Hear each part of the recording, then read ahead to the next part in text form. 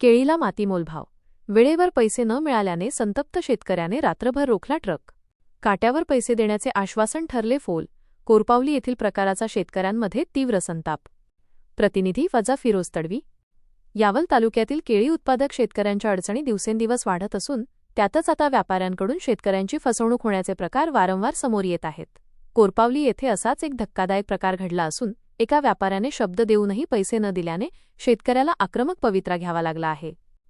मिळालेल्या माहितीनुसार कोरपावली येथील शेतकरी कमलाकर नेहते यांच्या शेतातील केळी कापण्यासाठी एका व्यापाऱ्याने व्यवहार केला होता.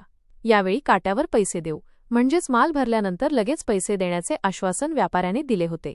त्या बोलीनुसार व्यापाऱ्याने केळीची कापणी केली आणि संपूर्ण माल आयशर गाडीत भरला. मात्र गाडी पूर्णपणे भरून तयार झाल्यानंतर व्यापाऱ्याने पैसे देण्यास टाळाटाळ करण्यास सुरुवात केली. व्यापाऱ्याचा हा दुटप्पी व्यवहार पाहून शेतकरी कमलाकर नेहते संतप्त झाले. जोपर्यंत मालाचे पूर्ण पैसे मिळत नाही तोपर्यंत गाडी जाऊ देणार नाही अशी ठाम भूमिका त्यांनी घेतली. या वादातून नेहते यांनी संबंधित आयशर गाडी रात्रभर गावाच्या भर चौकात अडवून धरली.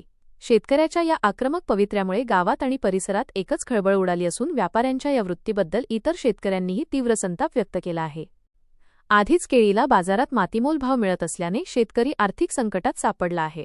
अशा परिस्थितीत व्यापाऱ्यांकडून होणारी ही अडवणूक आणि फसवणूक शेतकऱ्यांचे कंबरडे मोडणारी ठरत आहे. प्रशासनाने या गंभीर प्रकरणाची त्वरित दखल घेऊन संबंधित दोषी व्यापाऱ्यावर कठोर कारवाई करावी अशी मागणी आता तालुक्यातील शेतकरी वर्गातून केली जात आहे.